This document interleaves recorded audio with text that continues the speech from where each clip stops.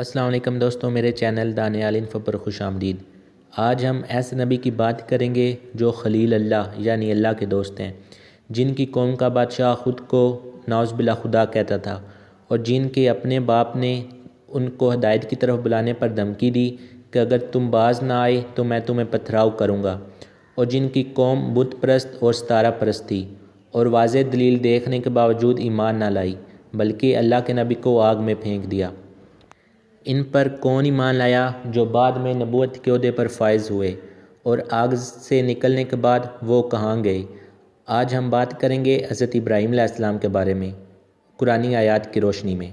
سورۃ البقرہ کی آیت نمبر 258 میں اللہ تعالیٰ فرماتا ہے، اے محبوب، کیا تم نے نہ دیکھا تھا اسے جو ابراہیم سے جھگڑا اس کے بارے میں، اس پر کہ اللہ نے اسے بادشاہی دی، جب کہ ابراہیم نے کہا کہ میرا رب وہ ہے کہ جلاتا اور مارتا ہے۔ بولا، میں جلاتا اور مارتا ہوں، یعنی زندہ کرتا ہوں اور مارتا ہوں۔ ابراہیم نے فرمایا، تو اللہ سورج کو لاتا ہے مشرق سے، تو اس کو مغرب سے لے آ۔ تو ہوش اڑ گئے کافر کے، اور اللہ راہ نہیں دکھاتا ظالموں کو۔ تو اس آیت میں لفظ تو ہے، یعنی اللہ تعالیٰ مشرق سے سورج کو نکالتا ہے۔ اگر تو نعوذ باللہ رب ہے تو مغرب سے نکال۔ تو اس سے واضح ہوتا ہے کہ وہ خود کو خدا مانتا تھا۔ اس کا نام قرآن مجید میں موجود نہیں، لیکن روایات میں اس کا نام نمرود ہے، اور اس کے بعد اللہ تعالیٰ نے اس پر مچھروں کا لشکر بھیجا تھا، اور ایک مچھر اس کی ناک کے ذریعے اس کے دماغ میں گھس گیا، اور وہ جب تک زندہ رہا کسی بھاری چیز سے اپنے سر کو پٹواتا تھا جس سے اس کو سکون ملتا، اور اسی وجہ سے اس کی موت واقع ہوئی۔ اس کے بعد سورہ مریم کی آیت نمبر 41 تا 47 میں اللہ تعالیٰ فرماتا ہے، اور کتاب میں ابراہیم کو یاد کرو، بے شک وہ صدیق تھا، نبی غیب کی خبریں بتاتا، جب اپنے باپ سے بولا، اے میرے باپ، کیوں ایسے کو پوجتا ہے جو نہ سنے نہ دیکھے اور نہ کچھ تیرے کام آئے؟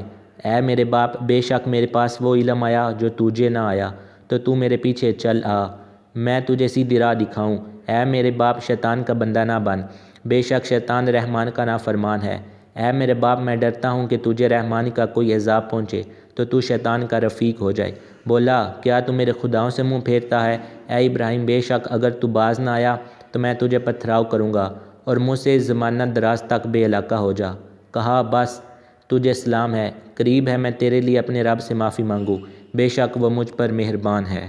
سورہ توبہ کی آیت نمبر 113 اور 14 میں اللہ تعالیٰ فرماتا ہے، نبی اور ایمان والوں کو لائق نہیں کہ مشرکوں کی بخشش چاہیں اگرچہ وہ رشتہ دار ہوں، جبکہ انہیں کھل چکا کہ وہ دوزخی ہیں۔ اور ابراہیم کا اپنے باپ کی بخشش چاہنا وہ تو نہ تھا مگر ایک وعدے کے سبب جو اس سے کہہ چکا تھا۔ پھر جب ابراہیم کو کھل گیا کہ وہ اللہ کا دشمن ہے، اسے تنکا توڑ دیا، یعنی تلک توڑ دیا۔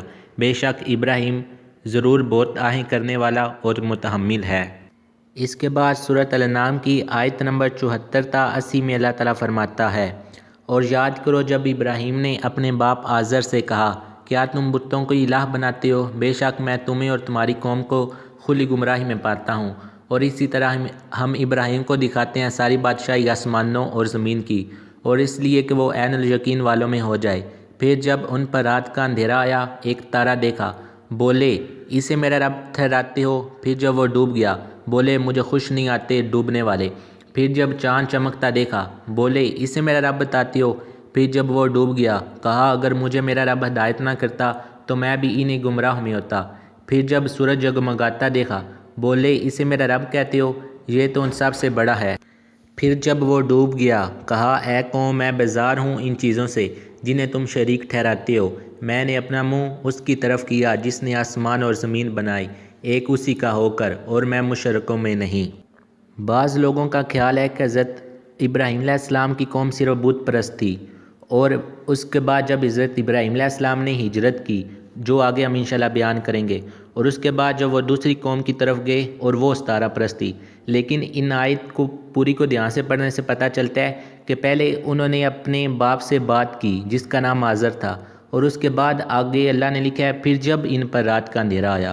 تو ان ساری آیات کو بالکل شروع سے پڑھنے سے بندے کو صاف ظاہر ہوتا ہے کہ وہ ایک ہی قوم تھی، یعنی وہ بتوں کی پوجا کرتے تھے، اور جب رات کا وقت آیا تو پھر وہ ستاروں کی بھی عبادت کرتے تھے، جس طرح ان کا جو بادشاہ تھا وہ خود کو نعوذ باللہ خدا کہتا تھا۔ واللہ عالم۔ اسی طرح حضرت ابراہیم علیہ السلام اپنی قوم کو تبلیغ کرتے رہے اور ایک دن انہیں ایک واضح دلیل دینے کا موقع بھی مل گیا۔ سورۃ الصافات کی آیت نمبر 85 تا 93 میں اللہ تعالیٰ فرماتا ہے، اپنے باپ اور اپنی قوم سے فرمایا، تم کیا پوچھتی ہو؟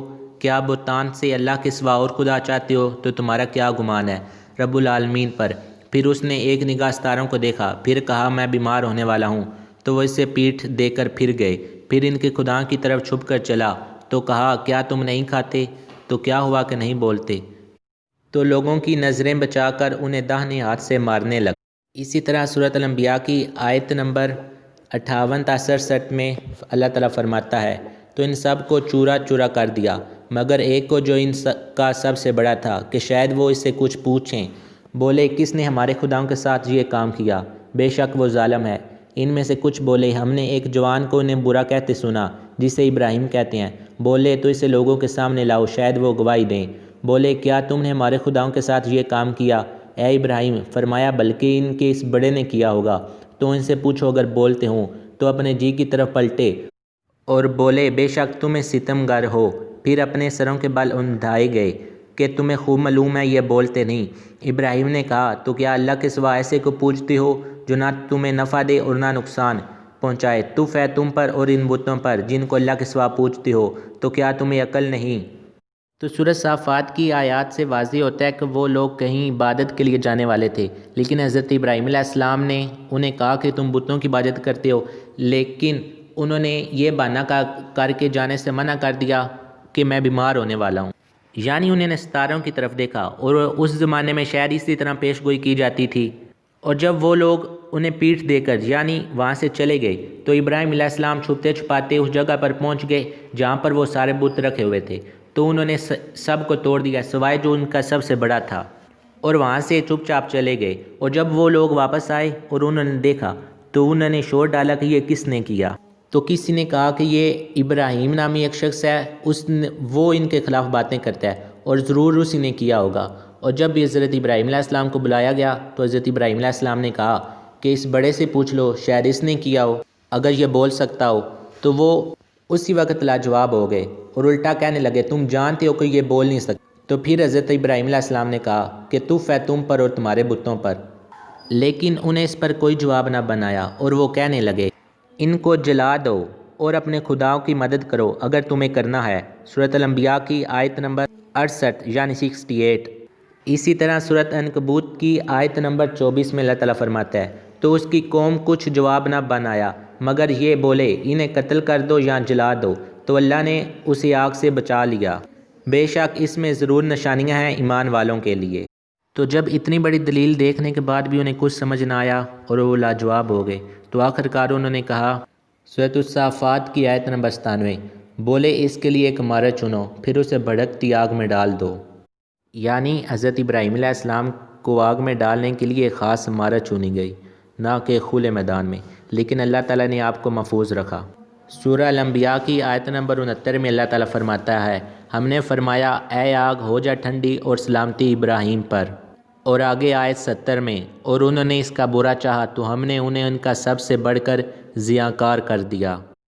اللہ نے آپ کو آگ سے محفوظ رکھا، لیکن آپ کو یقین ہو گیا کہ اب ان لوگوں کی ہدایت کا کوئی راستہ نہیں، تو آپ نے اللہ کے حکم سے ہجرت کرنے کا فیصلہ کیا، جس کے بارے میں سورۃ انبیاء کی آیت نمبر 71 میں اللہ تعالیٰ فرماتا ہے، اور ہم نے اسے اور لوط کو نجات بخشی اس زمین کی طرف جس میں ہم نے جہاں والوں کے لیے برکت رکھی۔